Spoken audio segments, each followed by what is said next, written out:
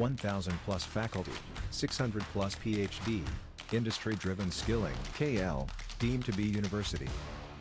వాడికినండి 5 సంవత్సరాలు జైల్లో పెట్టారండి. 5 సంవత్సరాలు కూడా ఆయన డాటా లేదండి, ఇడిపించరండి.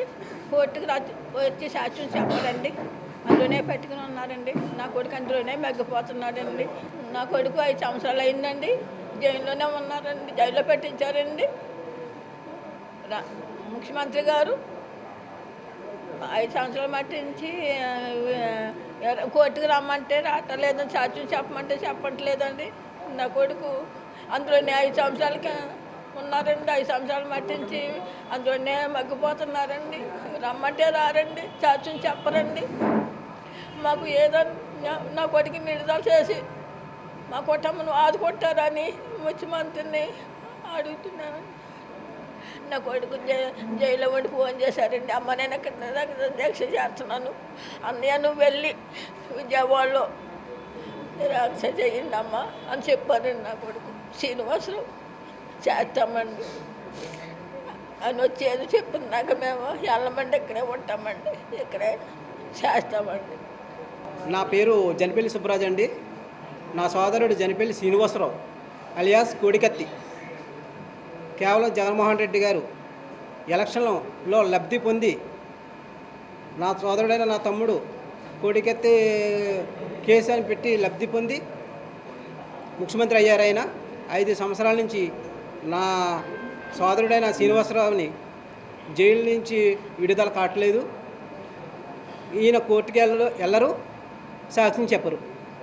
ఒకవేళ మా లాయర్ గారు ఎంత కృషి చేసినా కోర్టులు కూడా మరాయించి జడ్జిలు కూడా న్యాయం జరపాల్సిన జడ్జిలు కూడా చేయట్లేదు. కేవలం ఏంటంటే ఒక దళితుడు అనే వివక్ష కూడా మన రాష్ట్రంలో న్యాయస్థానాలు కూడా చూపించున్నాయి. అలాగని కేవలం మాకు న్యాయం జరగాలి, జగన్మోహన్ రెడ్డి గారు వచ్చి కోర్టుకు వచ్చి సాక్ష్యమైనా చెప్పాలి, లేకపోతే ఎన్ఓసి అయినా ఇచ్చి నా సోదరుడైన శ్రీనివాసరావుని ఇడిపించాలి, మా కుటుంబాన్ని ఆదుకోవాలి. లేని ఎడల మేము రేపటి నుంచి మేము కార్యాచరణ ఏమి పెట్టుకున్నానంటే, రేపు ఉదయాన్నే దుర్గామాత టెంపుల్కి వెళ్ళి ఆవిడ్ని దర్శనం చేసుకుని వచ్చి విజయవాడలోనే మేము అమర నిరాహార దీక్ష చేస్తాం. మేము పచ్చి మంచినీళ్ళు పుట్టం, మా ప్రాణాలను అర్పించి మాకు న్యాయం జరిగే వరకు కూడా విజయవాడలో నిరాహార దీక్ష చేస్తామని నేను చెప్తున్నాను. అలాగే అన్ని విధాలకు కూడా మా లాయర్ అయిన సలీం గారు మమ్మల్ని ఆదుకున్నందుకు మేము ఎన్ని జన్మలు ఎత్తినా ఈ జన్మకు ఆయన రుణం మేము తీర్చుకోలేము. ఇప్పటి నుంచి కూడా ఆయన మాకు అందుబాటులో ఉంటారు, మాతో పాటు మాకు సాయం చేస్తారు. కేవలం మా తమ్ముడికి జైల్లో ఏ విధమైన హాని కలిగినా దానికి కారణం జగన్మోహన్ రెడ్డి గారే అవుతారు.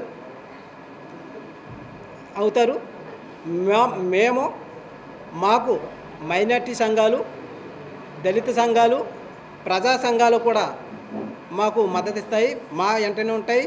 ఆ బలం మాకుంది. మేము న్యాయం జరిగే వరకు కూడా విజయవాడ వదిలిపెట్టి వెళ్ళము. మేము ప్రాణాలను అర్పిస్తాం, పచ్చి మంచినీళ్ళు ముట్టం.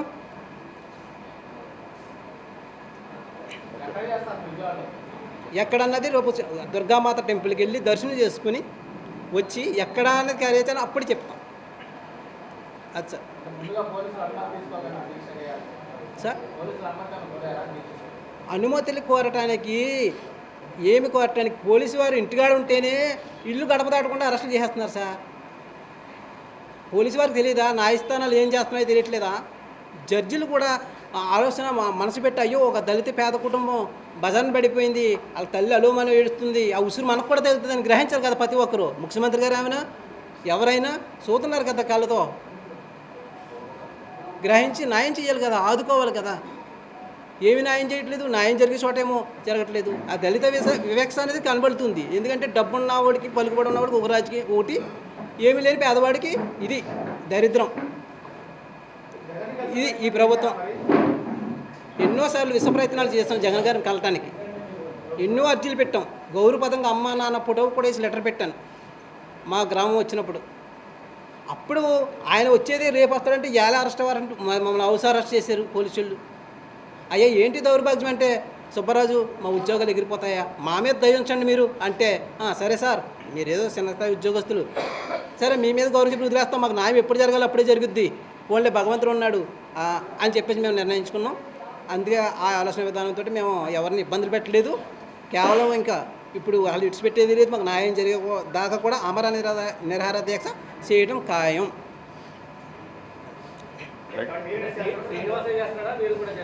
శ్రీనివాసు ఫోన్ చేసి చెప్పాడు, అన్నయ్య నా పరిస్థితి బాగాలేదు, నేను రేపటి నుంచి నేను జైల్లో నిరాహార దీక్ష చేస్తున్నాను నేను అని చెప్పడం జరిగింది. అయ్యో తమ్ముడు, నువ్వు అక్కడ నిరాహార దీక్ష చేస్తే మేము కూడా విజయవాడలో నీకు సాయంగా మేము చేస్తాము, మనకి ఇది మైనార్టీ సంఘాలు దళిత సంఘాలు తోడుగా ఉన్నాయి తమ్ముడు, మేము కూడా చేస్తాం, ఎంత దూరమైన వెళ్తాం ఈ విషయంలో అని చెప్పేసి చెప్పడం జరిగిందండి. మరిన్ని వీడియోస్ కోసం ఛానల్ ని సబ్స్క్రైబ్ చేయండి, లేటెస్ట్ అప్డేట్స్ కోసం వాట్సాప్ ఛానల్ ని ఫాలో చేయండి అండ్ లింక్ డిస్క్రిప్షన్ లో ఉంది.